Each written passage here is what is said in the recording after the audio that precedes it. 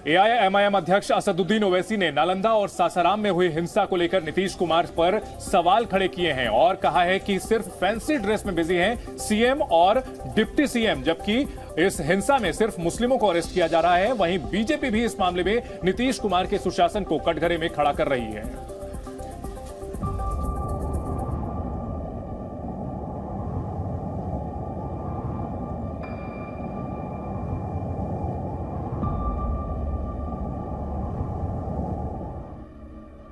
मैं विधि द्वारा स्थापित भारत के संविधान के प्रति सच्ची आस्था और निष्ठा रखता हूं कि मैं भारत की संप्रभुता और अखंडता को बनाए रखूंगा और मैं ईमानदारी से उस कर्तव्य का निर्वहन करूंगा जिसे मैं करने जा रहा हूं।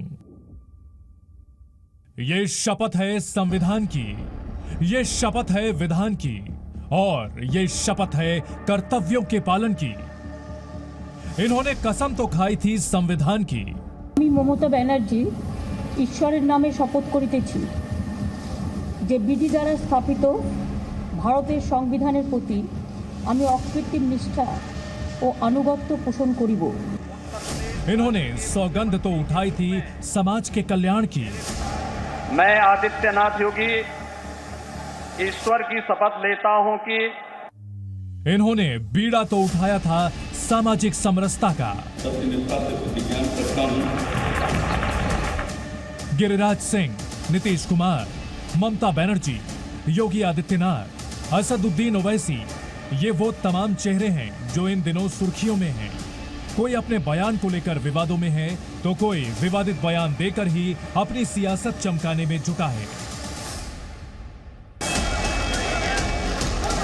देश के कई राज्यों में हाल के दिनों में हिंसा हुई।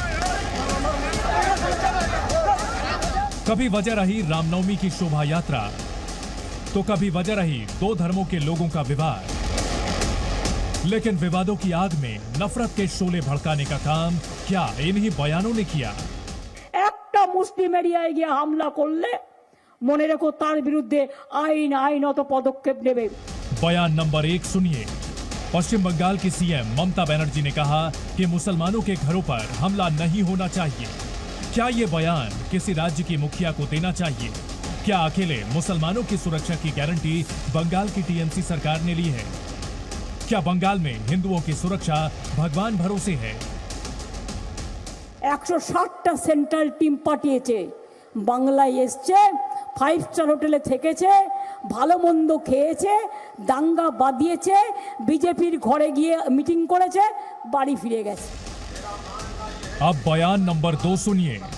हैदराबाद के सांसद असदुद्दीन ओवैसी के ऐसे बोल आपने पहले भी कई बार सुने होंगे, जब उन्हें केवल मुस्लिमों पर हुए दर्द की इंतहा नजर आई।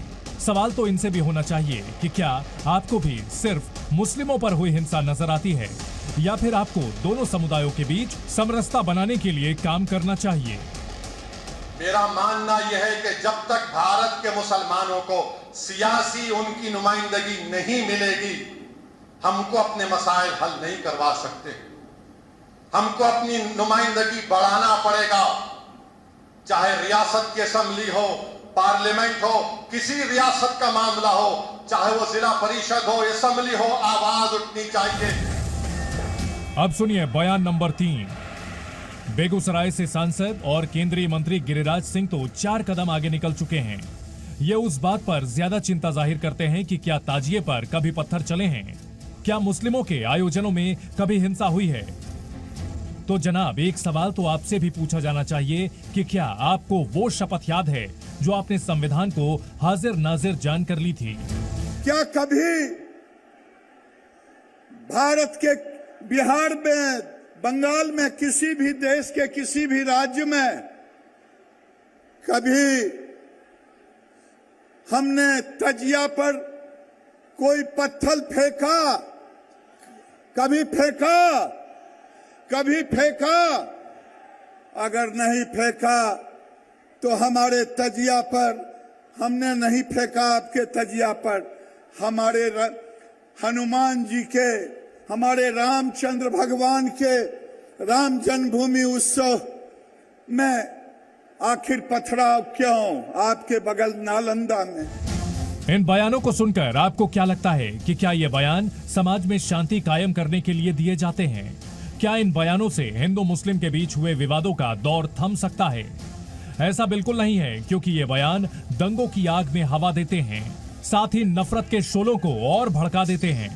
ऐसे में सवाल उठता है, क्या हमारे माननीयों को संविधान की वो सौगंध याद है जो उन्होंने अपने पद को ग्रहण करने के साथ ली थी? ब्यूरो रिपोर्ट, जी मीडिया। सोनीपत में तनाव है और एक्शन में है पुलिस। क्या है पूरी खबर, आपको देंगे पूरी जानकारी। सोनीपत में धार्मिक स्थल पर हमला।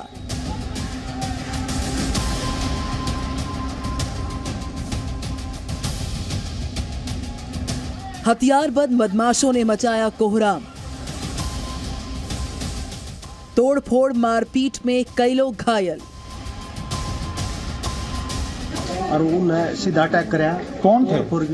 गांव के थे बच्चे। 10 बदमाशों पर केस, 16 हिरासत में।